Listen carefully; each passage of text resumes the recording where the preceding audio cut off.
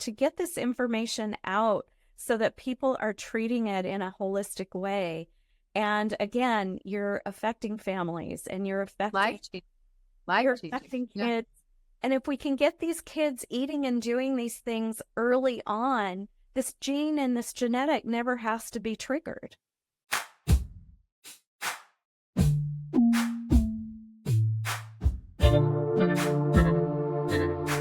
Welcome back to the Midwifery Wisdom Podcast. This week, Augustine is joined by two guests, Chemin Perez, a midwife practicing in Washington State, and Julie Miller, an applied clinical nutritionist. The topic for today is the MTHFR gene.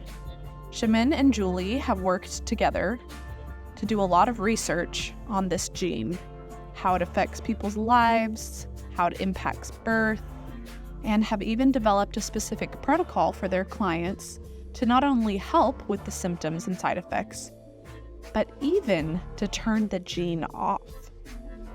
In this episode, you're going to learn about what exactly MTHFR is, the epigenetics, how it manifests in people's lives.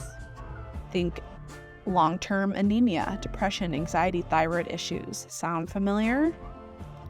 They talk about how it impacts birth, how midwives can test for it in their clients, and of course, share a lot about the specific protocol they use for their clients. Augustine also shares a bit about her research with iron and how that plays a part in this as well. Okay, get your notepad and pen ready. This is an information-heavy episode that's going to leave you with a lot of takeaways. Let's dive in. Well, I love that you're both wanting to talk about this really interesting and exciting topic. I'm so glad that you agreed to, but let's talk about introductions first, yeah? Because I think people should know who you are and what you do. So, Chemin, let's start with you because you were the inspiration to kind of pull this together. So will you just say who you are, where you are, what you do, elaborate on your history a little bit, all those things? Sure. So my name is Chemin Perez, and I'm from Los Angeles, California, Northeast LA. And I've been a midwife here for over a decade. I opened a birthing center in Los Angeles and was the first Medicaid provider. Really enjoyed just cracking that nut. And I started working with my dear friend Julie Miller here. When I started to see that in Los Angeles we were having kind of similar issues in our peer review. So that's how we kind of started collaborating together. And that I would say is about everything about my midwifery. Now, you live somewhere else now, though, right? Yes, I do. I actually now live in Washington State in a beautiful town called Sunny Squim. I just opened up a birthing center there, and it is the only birthing center on that side of the peninsula, which is super cool. I'm excited about working with Indigenous community and, of course, the entire peninsula. Really neat because out of hospital birth, you either have we do home birth, this is what we do, which is a small percentage of that side of the peninsula. And then it's just very common to have a hospital birth. So it's been really neat to see the women learning about their other options. Super excited. That is so exciting. Mm-hmm. You're such a pioneer. I love getting to talk to you. Well, so Julie, you give us your introduction? Yes, I met Chemin when she was actually in midwifery school. She came into the office. So we just connected on so many different levels. And it's been exciting to watch her grow and blossom and do all the amazing things that she does in the community. And so I am an applied clinical nutritionist. So I look at nutrition functionally, what systems in the body are working, what's not working optimally, and how do we support it so that we can get it as close to 100% function as possible. That's so exciting. Gosh, there's so much to unpack here. Oh, it's going to be hard to limit it to our topic. Well, folks know who I am as a midwife and director of Midwifery Wisdom, but I also happen to be a functional medicine provider and have spent a lot of research and time deep diving into nutrition and laboratory results and optimal health. I did Aviva Rom's year-long functional medicine training, and I've done a number of others online. And I have, out of the ashes, created myself as a iron deficiency and anemia expert. And of course, along with iron comes all the cofactors that you need to absorb and utilize iron. And these cofactors oftentimes are not optimal, even with supplementation. Forget about optimal diet because of this issue that we're here to talk about. So MTHFR, the motherfucker gene, as it's so lovely called, is oftentimes the culprit for poor absorption, poor utilization. And I'm so excited to talk with you both because this has become your area of specialty of really deep diving into how this affects nutrition and digestion and utilization and pregnancy and then the infants, the downstream infants of these folks. So where should we start? Where do you guys want to dig in? Ay. I know, right? But yeah, Just explaining the epigenetic. So MTHFR is an epigenetic, which means that it is a small little genetic SNP. And so these epigenetics can get turned on and off by environmental factors and support. We usually don't see MTHFR turned on in little kids. It's more when they start entering puberty and they have stress, trauma, and toxins. These are the commonalities that turn on these epigenetics. So the fact that we can look at the epigenetics, the A and the C variants actually refer to where we find them on the genome. So that's where that tag comes in. So it's understanding that they're just little epigenetics, but they cause so much havoc because they affect the way that the body does process and absorb certain foods and nutrients. Also methylate and move toxins and detox the body. So let's start there because I think a lot of people might have heard of this and they're like, oh, am I supposed to be testing for this? What do I do with this? I don't know even what it does. So let's start there. Give us an outline of some of the symptom picture or the consequences of this epigenetic gene segment being turned on. So when it's turned on, it's going to affect everything that folate supports. MTHFR literally stands for methylene tetrahydrofolate reductase. So it's that methylation piece, meaning that methylation is a metabolic and a detox pathway, both. And so it's affecting the way that the body is able to process and absorb these things.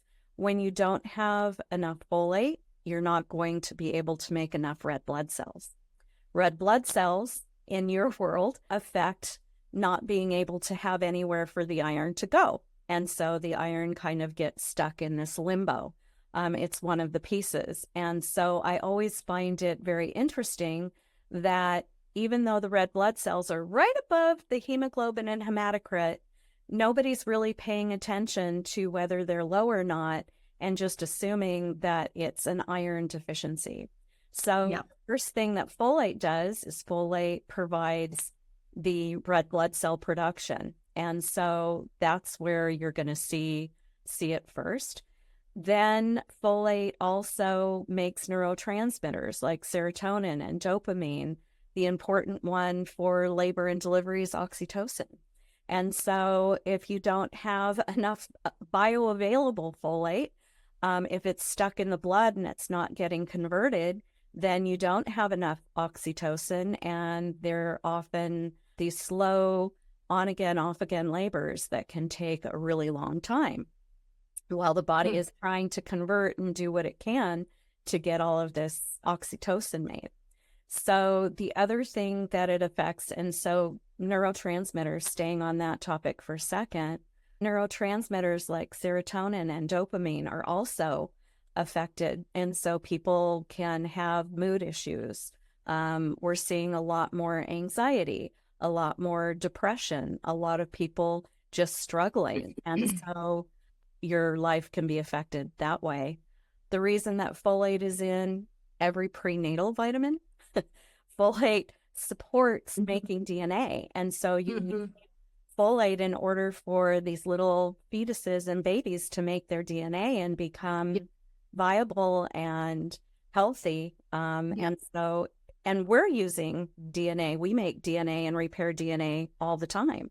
Yeah. So that's a big one. And that's why it's in every prenatal vitamin and has been for many decades. Folate also. But let's pause there for a second, because there is a difference between folate and folic acid.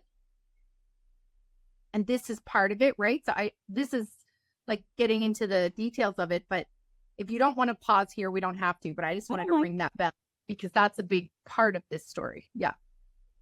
And that's why whole food supplementation is so important, because you are wanting the body to take the folate in its whole food form and be able to break it down and absorb it the way that nature intended us to do. And so when we have these synthetic vitamins, the body doesn't always know what to do with it, and it doesn't have a lot of the cofactors. Even with these methylated vitamins, some of the cofactors aren't there in order to process everything. And so I really think that being able to absorb the folate in food, plus all of those folate foods are full of iron, they're full of ferritin, they're full of other B vitamins. And so the important thing is getting people's body to start methylating, because we want them to methylate. We want them to process the food. We want all of these functions to be optimized so that they're getting all the nutrition and that they are detoxing on a regular basis and able to handle toxins, because we're exposed to more now than ever. Yeah. Oh gosh, it's not the truth. Water, air, soil, food, everything. Well, before we get into some of the solutions, let's just unpack this a little bit more. Aside from doing a lab test, how would any individual know whether they have MTHFR or not? Are there any clear symptoms that you're aware of? Clear, it's usually a picture. So you're going to have a picture. If they come in and they say, I've struggled with anemia all my life since I was young, that gives me aha. There's an aha moment. Sure. Their thyroid, folate also supports thyroid function. So if their thyroid, which affects sleep, which affects hair, which affects heart rate, which affects all of those kinds of things. So it's really getting a full picture of what somebody's history is, so that you really understand and start to put the pieces together. If they don't have a blood test that tells them whether they have MTHFR or not, you can just do a serum folate. And if the serum folate, some labs stop testing at 20, so it'll just say greater than 20 or greater than 24.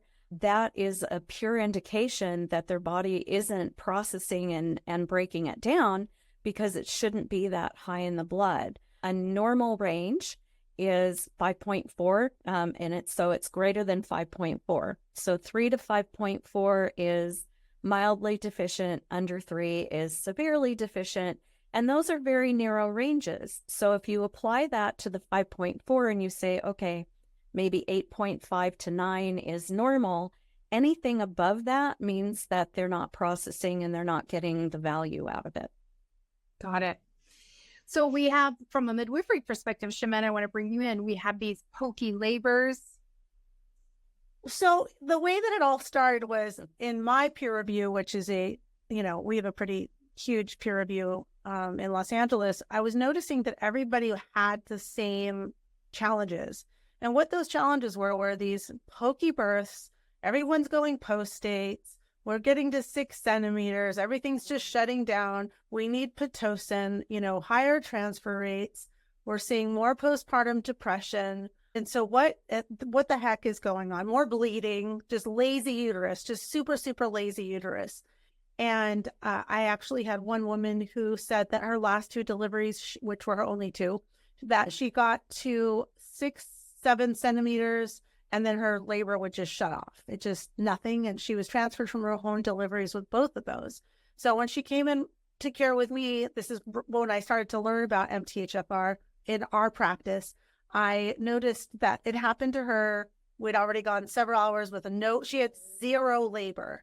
So I checked her, and her baby was like at 0 station. She was like almost like 8, not quite 8. Nothing, no contractions at all. And it had been several hours. And so it was like that. Okay, I guess we better transfer and get Pitocin. And I said to her, why don't we just try to push this baby out? I've never done this before, but let's just try this. Why don't you go out on the grass, do a little grounding? Because we have like a little pad you've seen it before, a little pad of grass outside. Just stand out there, do a little grounding. And then when you're done, we'll come in and I'll listen to the baby and we'll see how the baby tolerates it. If your cervix will move out of the way because it's so buttery.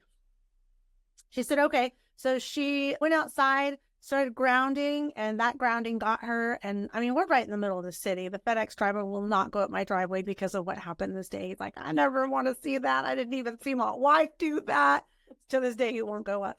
But she just got on there and she did this thing and she just started pushing. And I was like, oh my gosh, she's just going to push the baby out. And the fastest labor I ever had was the one that there was no labor. She just pushed the baby out. And thank God she didn't bleed. But I had that happen a couple more times, and I started to talk to Julie, and I said, there's something that isn't, this is not normal. I don't want to believe that women's bodies have changed. We are the same. We're women. We're made to do this. Well, I'm sorry, but if we've got a mutation in our body that is creating a problem where the things we were made to do, we can no longer do, this is a big issue. And I mean, I was high volume, 20 births a month, 1 midwife, lots of staff and students, thank God. And because everybody had insurance, great insurance, because it was state insurance, I was actually able to start testing everyone. So I started to test the moms. I started to test their moms. I started to test their moms because we could do gynecology here. And I was finding that out of every 200 people under the age of 45, and LA is a great place to do this because we're so diverse. I mean, we've got, people from all over the world here. And so I was able to do that, see all these different people. And what we found was out of every 200 people, only 6 of them did not test positive for both or one of the mutations. And it was just shocking to see those numbers. And so Julie and I started to talk and we said, what can we do? Because we're seeing that after. But the other thing we're seeing is I had never seen a baby born without a lip or a tongue tie or some kind of midline defect. All of a sudden, adult hernias, no spots on these babies, and then of thyroid disorders and infants, funky placentas, little tails, all kinds. Yeah, I know. At 28 weeks, why does everybody's labs look the same? Why is everybody's red? And so what people weren't doing is doing iron panels. They were just saying, oh, you need iron. And then they're giving iron. And guess what? All these babies are being born yellow. You got all this jaundice because the babies can't, they can't process this, and then everybody's got a lip tie and a tongue ties. So Julie and I came up with, and, in their history, of course, there's depression because of, B12 and B6. B6 is responsible for integrity of muscle and tissue. B12 emotions. All of a sudden, I don't know, maybe the reason we have such a high depression and even suicidal rate with our youth is this is the problem. It's all as simple as B12 that you're not going to be able to just take or inject. We've got to teach the body to methylate so that, but one of the problems that my peers have is they don't understand that pharmaceutical is not the way to go. And so you have all these MDs that are like, oh, I'm a naturopathic doctor now. I took a weekend course. Here, take this pharmaceutical. It'll solve all your problems. And you're like, what are you talking about? That's not how you solve the problem. And so we started to work together and found out how to get the body to methylate on its own. Don't take a methylated pharmaceutical. Don't even take a prenatal. Eat right, which we came up with a formula. Eat right. We like to use choline by standard process. Julie's very picky about, she's the crazy, The source. Yeah. who can do all that stuff. And so we're using whole food supplements and food. It's all food. And we're seeing these people who've had the same outcome. I just did a delivery 2 days ago. Both of her babies have lip and tongue ties, but this time she knew what to do. She did all of the, nutritional counseling we give. She took choline prior to getting pregnant. And this baby has beautiful, no gummy smile, total gummy smile, born a perfect color, great delivery. Everything was on time, no postpartum bleeding, it's just a completely different experience. And part of my childbirth ed now is, okay, let's talk about the postpartum period, how important it is to continue doing this. And what we have found is that if people do this for 2 years, you can turn off the genetic. So that's the goal. This is the whole reason that we do this protocol, because if you can get the body to methylate on its own, you make these methyl donors. And I think science should be jumping up and down and screaming it from the rooftops, because if you make these methyl donors, all along the DNA are these little receptors. And if we fill all the receptors with methyl donors, it takes about 2 years to get it completely filled. You turn these genetic SNPs off and you affect all your genetics in a really positive way. And then I tell them, just keep it going with 1 choline a day.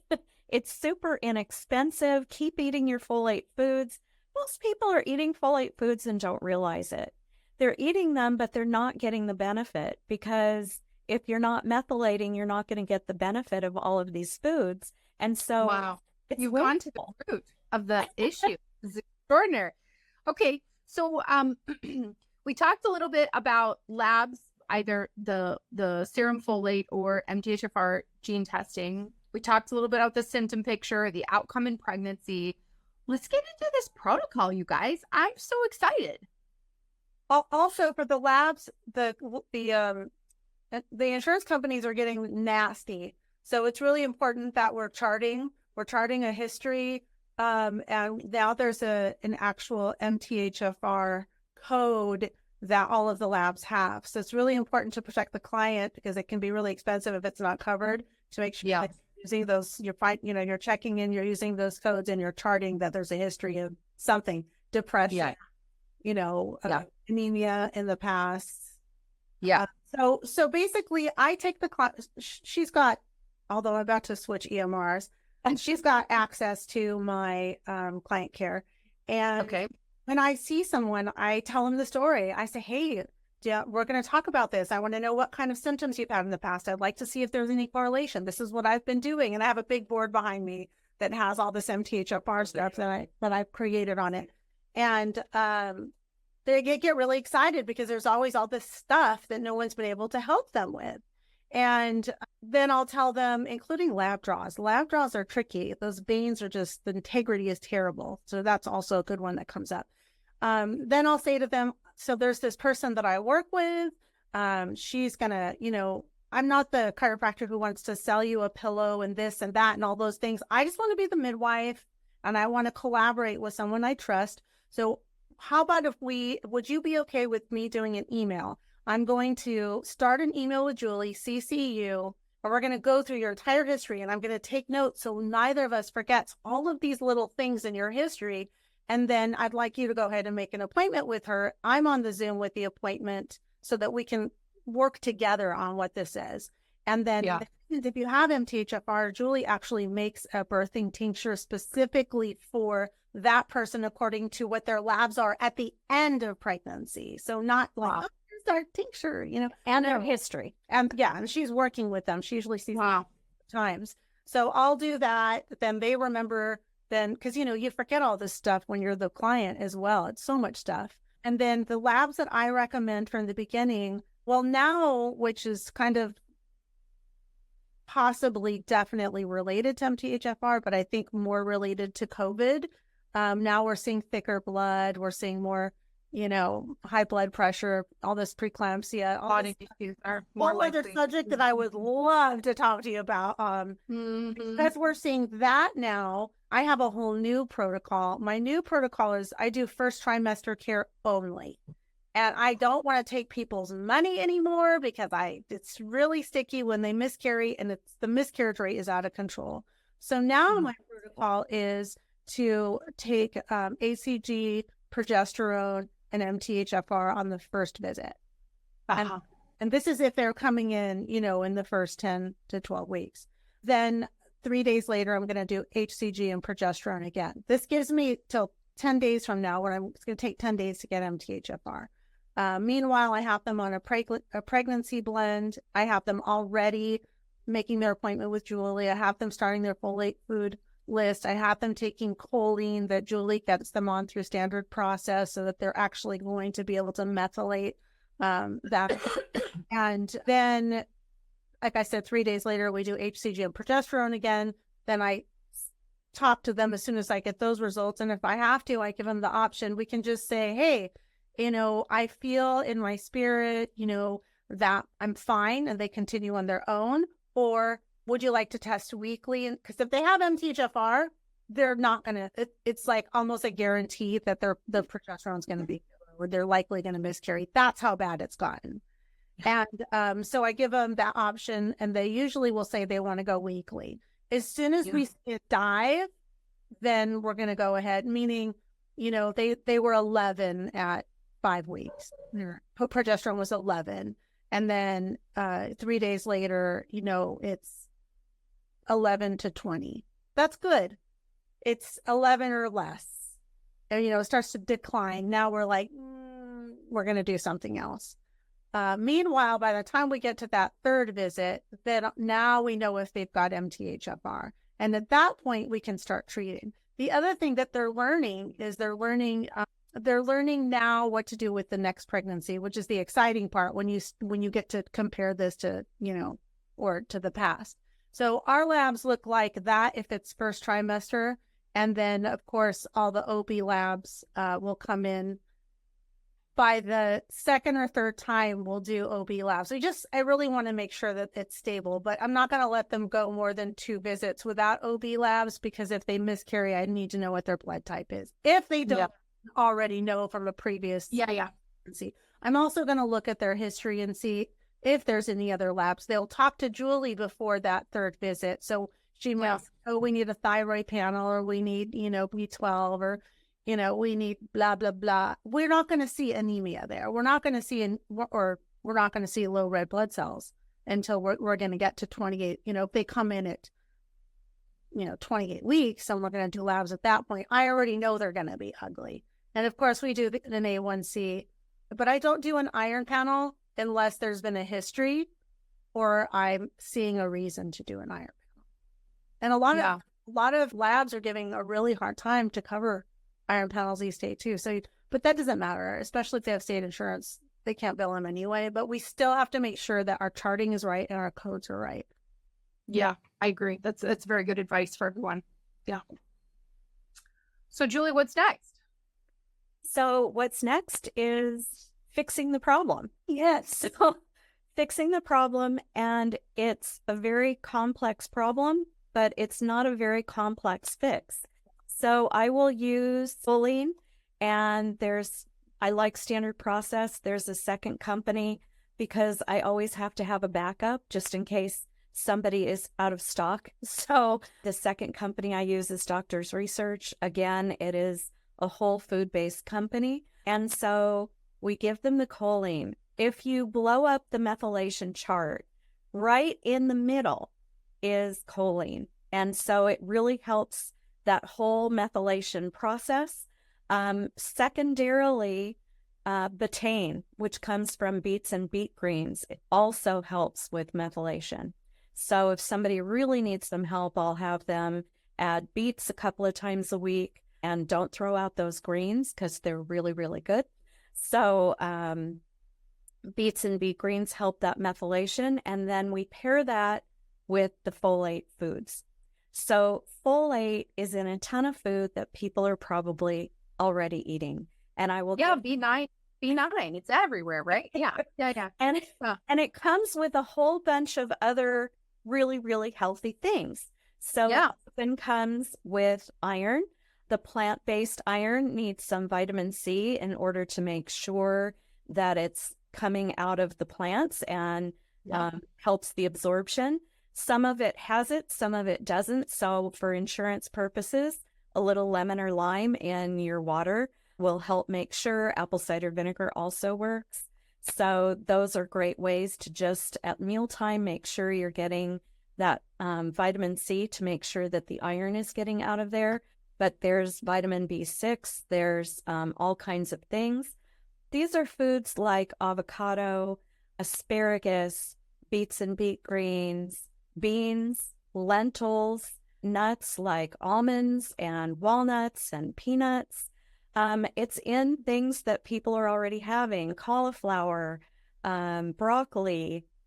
You know, I want to add to that one of the issues is that people don't realize what they're not eating until they really, so I forgot to mention that as soon as they come in, we start diet sheets and we have have a folate food, list.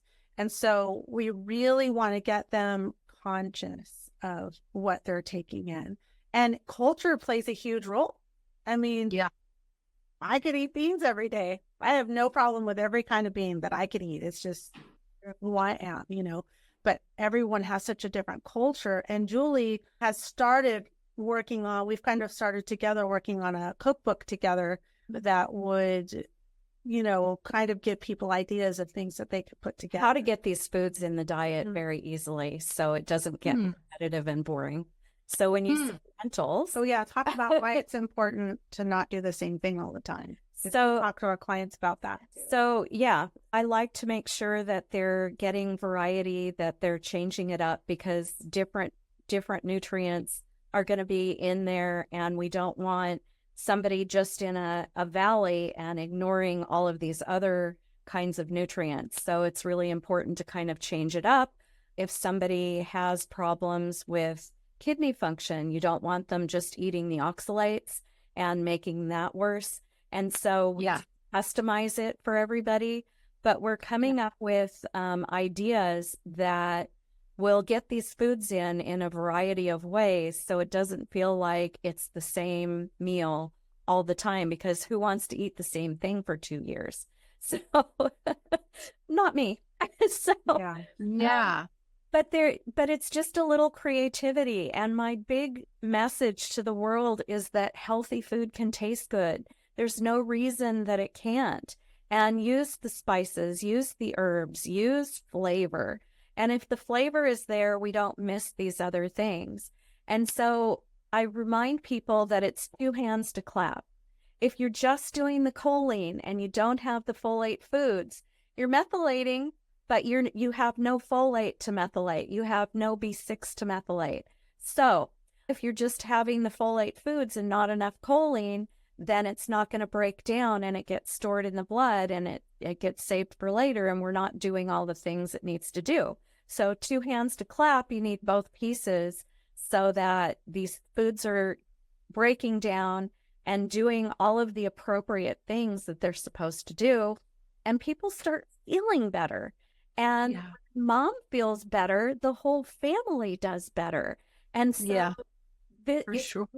it's really important. And it's really important because you're changing not just a person, but you're changing a whole family and the family dynamic. And if mom is eating better, chances are that everybody is eating better. So it just keeps going and it just keeps building and it gets better and better all the time. I love that.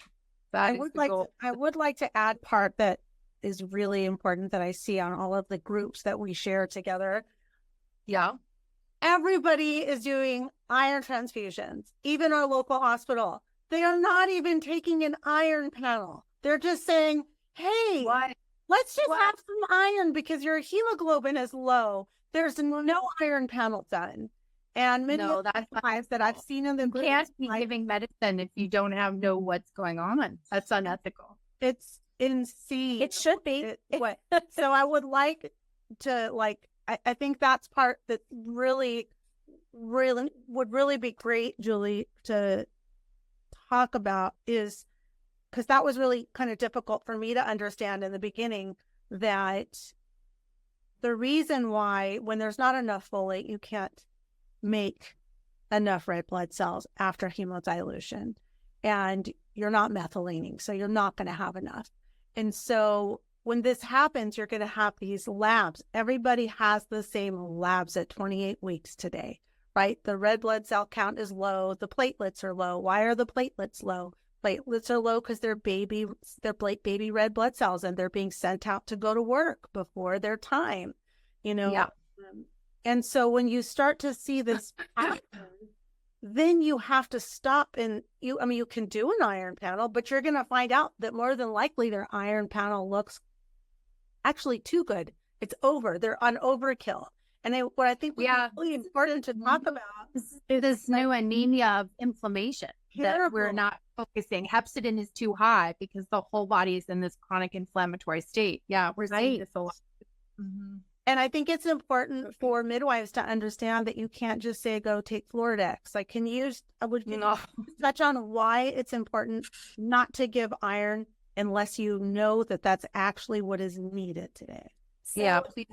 So with iron, I never give an iron supplement or iron supplementation unless I know for sure that it's the actual serum iron that's low. If the red blood cells are low. No, serum iron, not serum iron. Serum iron is regularly low. That changes day to day. You mean the ferritin is what you're trying to say. Ferritin is separate too. So you have to look at ferritin as well. So iron. Ferritin is the safe storage of iron. Mm-hmm. And if that's low, we have actual iron deficiency. If serum iron is low, we just don't have iron today. It's like the cash in your wallet, right? Right. Yeah. So you have to look at both. So I usually tell Chemin to do a full iron panel. Yeah. Ferritin. So if the red blood cells are low, you know that the iron saturation is going to be low. And I've seen ferritin as low as 1. Oh yeah, 0. I've seen 0. Yeah. Mm-hmm. Seen 1. Yeah. Which means that they have 1 day or no days of iron storage, which means they're really on death's door, honestly. Yeah. It's devastating. But it's not just the lack of iron. See, I talk a lot to people about the reason. It's either an access or an absorption problem. And so access, certainly if you're having a very mild and not nutritionally, robust vegetarian diet, it's possible you can just have an access problem. But the bigger issue is this absorption problem, which is what you're addressing. And the absorption has to do with having enough stomach acid. Stomach acid is affected by zinc. Since COVID, we have seen this big zinc drain in people because COVID just ate zinc for breakfast. And iron. Both. And iron. And so you have all of these cofactors. And so when I see ferritin low, we're looking at getting some support in for breaking things down. And that's usually digestive enzymes and betaine hydrochloride. So if their betaine hydrochloride is low, you're just not going to break down and absorb lots of nutrients. And then you're in food 22. Yeah, totally. And so it's that catch-22 that is the problem. I find, though, that if we add early, and which is why we don't get this problem a lot, if we get somebody early and we have them doing either apple cider vinegar with their meals, that kind of helps the betaine hydrochloride problem. And so they start absorbing, and the earlier in the pregnancy that we can get this, the better the absorption is all the way through. And again, it helps with plant-based iron as well to make sure that we're breaking it down and getting it out of the plants because you need that vitamin C. Absolutely essential. Yeah. Wow. This is so exciting. Let's speak to the audience, which is mostly midwives, practicing midwives. Okay. So what are you going to recommend that they implement in their practice to get on board with some of these ideas that you're presenting? you find somebody locally that you can work with. Yeah. Because it's Build hard, these collaborative relationships for sure. it's hard to do it all by yourself. I Yeah. just had a couple of your patients today, and I spent an hour with, one of them re-explaining. And so I'll do a recap because they sometimes forget and it is overwhelming. And so we kind of do, these are the highlights. And then when we implement the choline and the folate foods on follow-up visits, asking them, are you getting this in? What are you cooking? What are you making? What folate foods are you currently incorporating? Because then it's harder for them to hem and haw and just say, yes, I'm doing it. I want to know, what are you making? How often? How is this getting in? And are you stuck? Are you bored? I'll come up with ideas for you to do other things with foods that you like, so this isn't going to be a problem. And so that's really the important piece, is to keep them on track once they're on board with it. Very cool. And a group approach would always work better for that. Yeah, I love that. So, Julie, what are they looking for? What is the designation that you are, so someone could find someone to work with? I mean, you obviously have not another Julie. I know, right? She's got a lot of specialized information. But I am an applied clinical nutritionist. So I use nutrition in a functional way. So it's the same way a functional practitioner is going to use it. I'm looking at the body. I'm looking at systems. When I'm really interested, I do a deep dive like we did with MTHFR. I'm teaching this to other practitioners in my area. Very cool. So I've gone out to the Inland Empire. In fact, one of the standard process reps said, since you did that talk, there's been an increase in choline for all of these practices. So the great news for me is that I'm not going to meet everybody and I'm not going to see everybody. And so to get this information out so that people are treating it in a holistic way. And again, you're affecting families and you're affecting kids. Yeah. And if we can get these kids eating and doing these things early on, this gene and this genetic never has to be triggered. Amazing. I also found somebody else near me that I work with in Washington. He's a chiropractor and he does muscle testing. And so I love working with him. I have now, Julie now and him they'll collaborate on our clients. Sometimes I'll see, issues like, she's presenting with migraines prior pregnancy or throughout her life. And she fell off her horse when she was 6, and the last 2 babies, she had to go in because they were malpresentation. And, what can you guys do about all this? And it's great because they're very similar in their thinking. Julie is more specialized in women's health. And I mean, Julie and I together have worked on over 2,000 pregnancies. I mean, all at that point, her and I, and it's in a condensed period of time. I mean, it was over about a 6-year period of time that we really started to do this. So we've seen, there's a lot of numbers, but finding some, the nice thing with Julie is most of the midwives that I work with all over consult with her and send her clients. And I always say that if you refer someone to Julie, this is what I've said to the other midwives, and not all of them do this, but it's really smart. If you send someone to Julie, ask to be added to the Zoom. Because when you're on the Zoom, that's how you're going to learn. But I don't have to take also all of the liability, to be honest. Hey, I want to be on the Zoom. I want to hear what your nutritionist that you're hiring is recommending. And then your nutritionist that you're hiring is giving you a birthing tincture, and you're going to bring that with you. And do you know what I mean? It's not like, I made this thing up. Totally. Less liability. Same thing with a chiropractor. I'm trying. She presented with a history of migraines. She had a migraine again today, and she's been consulting with a chiropractor who says that this problem is this. She's reporting, he's reporting. And so I like it too, because it's also like, okay, it's not I can stick to what I know and love, and I can support them and learn at the same time about all these other areas and have a relationship with these providers. and learn more about. But not take I know responsibility, which is just Yeah. brilliant.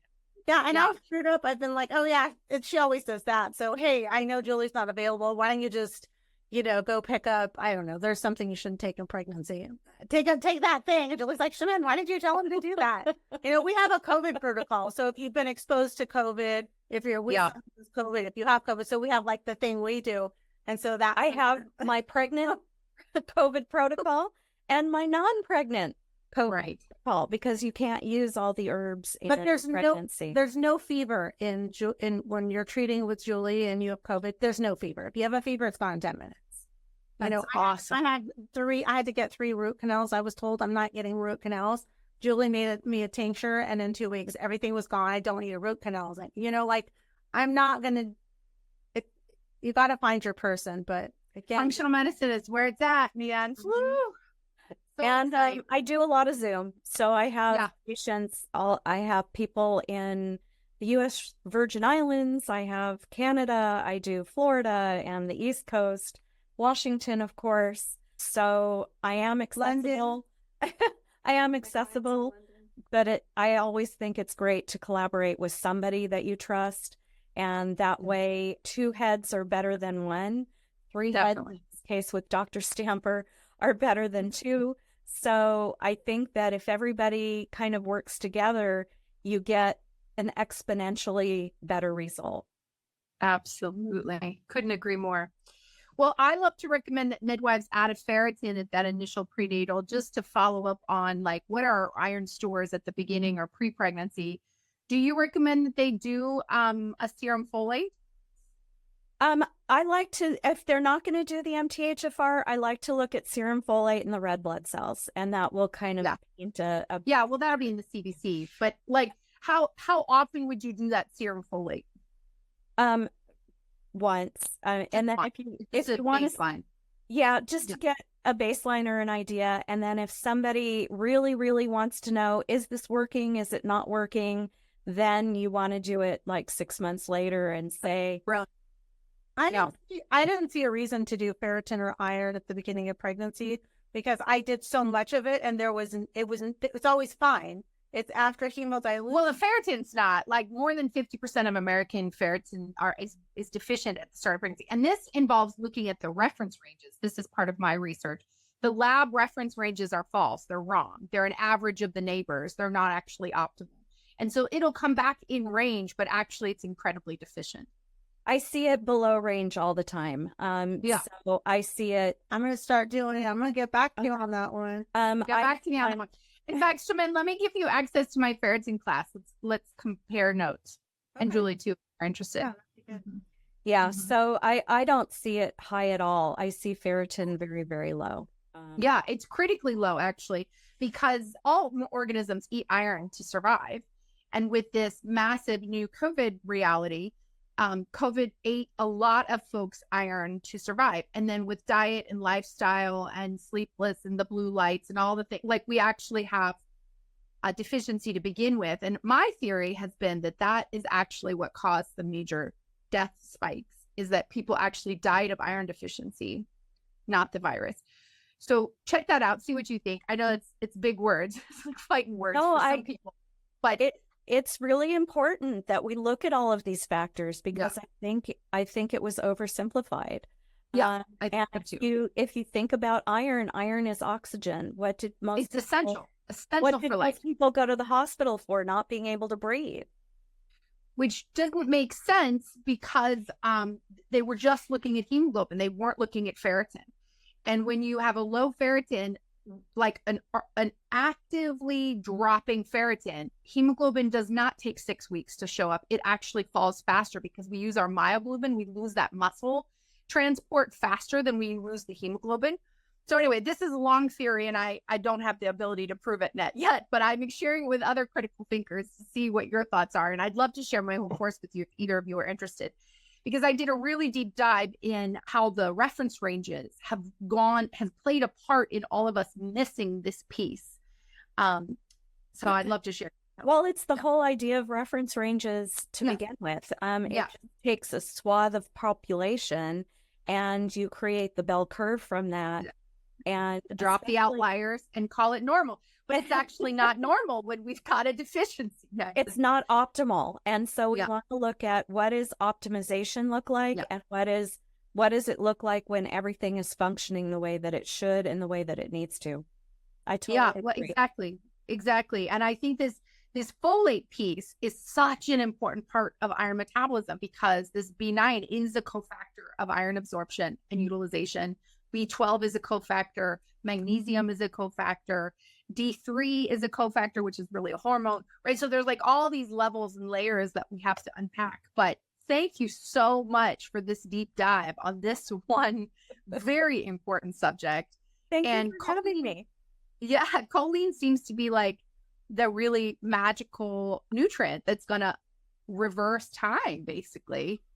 Do you have any guidance on dosage or sources, or like how are people going to track that if they're going to start using that? So with the choline, you need, it depends on it. This is where it gets tricky, and this is why it's individualized care. Yeah, because not all products are the same, even though it says it's the same. Yeah. So that we can talk about next time. But it's just making sure that you're getting a good quality product in. So kind of checking the quality, not buying stuff at Sam's Club and Costco. You're not going to get the best quality stuff. Well, mass-produced anything is not quality, right? Let's just be real. So quality over quantity for sure. The reason I supplement with choline is because in order to get enough in, if you were going to eat it dietarily, you'd need like 6 to 9 eggs a day or a quarter to a half pound of liver a day, and it's just not sustainable. I want to get all those other foods in. So choline just used to be much more prevalent the way that we used to farm and do our food source. Honestly, eat food. Yeah. I talk a lot with my clients about climbing the mountain. So the top of the mountain is optimal health. We have this great view. We have this vista. There's no longer any struggle. We're living in this balanced plateau, right? When we get to the top of the mountain. Most people are in the valleys. And so climbing the mountain to get to optimal, you can either go a step by step, which will take months and months and months and months of heavy focused lifestyle diet changes, or you can take the tram up. And so these supplements and these, infusions or injections, this is like the tram travel. And for most people, especially pregnant people, we literally don't have the time to trudge step by step in order to end up with a healthy labor, delivery, postpartum nursing experience. Everything.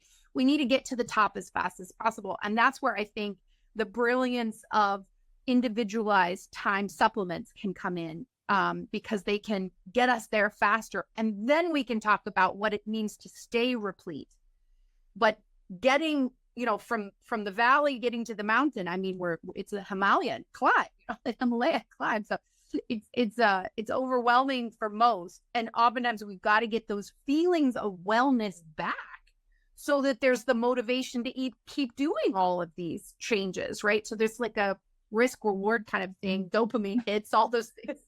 Well, and that's the beauty of food. So if you're eating your dark green leafy vegetables, not only are you getting your folate, but you're getting vitamin C, you're helping the adrenals, you're getting your magnesium. Anything that's green is going to contain magnesium and vitamin K. So all of those things kind of help each other, and it's reteaching people how to eat, reteaching people what nutrition looks like. Because so often we think of food as just, does it taste good or does it not taste good? And we're not thinking of, is it providing me all of those little micronutrients and pieces to make my body function the way that it needs to? Amen. There we are. That is it. Well, thank you both so much, Chemin. What a pleasure. We have so many topics on deck for this podcast, number 2 and 3 and 4. So Chemin, please stay in touch. And Julie, what a pleasure to meet you and celebrate you. And if you do have any upcoming webinar courses that you would like to direct to midwifery clients, please let us know and we'll share them. Thank you so much. Thanks for having me. Okay. Bye, friends. Have a great day. Bye-bye.